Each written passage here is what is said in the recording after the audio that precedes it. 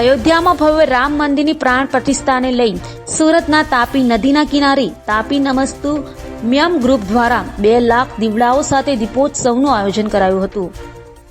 Tapi નમસ્તુભ્યમ group દ્વારા આખો દેશ ભગવાન રામ બન્યો છે, ત્યારે સુરતના તાપી નમસ્તુએ તાપી આરતી ઘાટે લોકમાતા તાપી નદીના કિનારે દીપોત્સવનું આયોજન કર્યું હતું, જેમાં ગૃહ રાજ્ય મંત્રી હર્ષ સંઘવી અને સુરતના સાંસદ તથા ટેક્સટાઇલ અને રેલવે રાજ્ય મંત્રી દર્શનાબેન જરદોસ તથા સ્થાનિક કોર્પોરેટરો અને શહેરીજનો મોટી સંખ્યામાં ઉપસ્થિત રહ્યા હતા।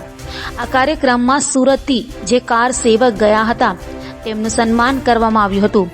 ગૃહ રાજ્ય મંત્રી હર્ષ સંઘવીએ જણાવ્યું હતું કે વડાપ્રધાન નરેન્દ્ર મોદી રામ મંદિરના પ્રાણ પ્રતિષ્ઠા મહોત્સવ કરવા જઈ રહ્યા છે, ત્યારે સનાતન ધર્મના કરોડો લોકોના આનંદનો પાર નથી અને દેશ આખો રામમય બની ગયો છે। તેવા ઘણા કાર સેવક જે આજે દુનિયામાં નથી તેમને યાદ કરી અને વંદન કર્યા હતા। તાપી નદીના ઘાટે કાર સેવકોનું જાહેર સન્માન કરવામાં આવ્યું હતું।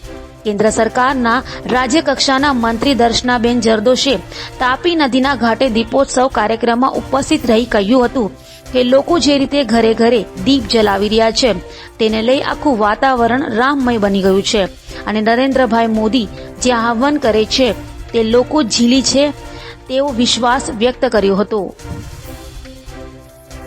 સુરત શહેર સૂર્યપતિ નદી તાપી નદીના કિનારે વસેલા પવિત્ર શહેરની અંદર રામબડી ખાતે આવેલા પવિત્ર ઓવારા ઉપર નમોસ્તુભ્યમ સંસ્થા દ્વારા સરસ મજાની તાપીની આરતીનું કાર્યક્રમ થયો। એની સાથે ભવ્ય રામ મંદિર 2 લાખ જેટલા દીવડાઓ પ્રગટાવ્યા, હનુમાનજીની મૂર્તિ અને હનુમાનજીની સાથે સાથે રામની આરતી ગાઈને આપણે લોકોએ પોતાની શ્રદ્ધા વ્યક્ત કરી। ખૂબ સરસ ભક્તિમય અને રામમય વાતાવરણની અંદર આજે સુરત શહેરે એક નવી શરૂઆત કરી છે। કુનાલભાઈ સેલર અને નવયુવાનો દ્વારા નમોસ્તુભ્યમ સંસ્થા દ્વારા જે રીતનું તાપી નદીના કિનારે વારાણસીના પેટર્ન ઉપર જે આરતીની આયોજન થાય છે, વારંવાર આ જગ્યા ઉપર જુદા જુદા પ્રકારના કાર્યક્રમો થાય છે અને ખૂબ સરસનો આ તાપી નદીનો કિનારો, આ તાપી નદી જેના સ્મરણ માત્રથી પુણ્ય પ્રાપ્ત થાય છે અને સુરત એને લીધે જ સરસ રીતે વિકસતું ધબકતું અને fastest growing city of the world છે।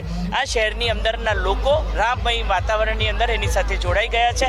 રામ સાથે જે 500 વર્ષ પછીની તપસ્યા પછીનું ભવ્ય રામ મંદિરનું નિર્માણ પ્રધાનમંત્રી શ્રી નરેન્દ્રભાઈ મોદીના કરકમલો દ્વારા 22મી તારીખે સવારે થવાનું છે।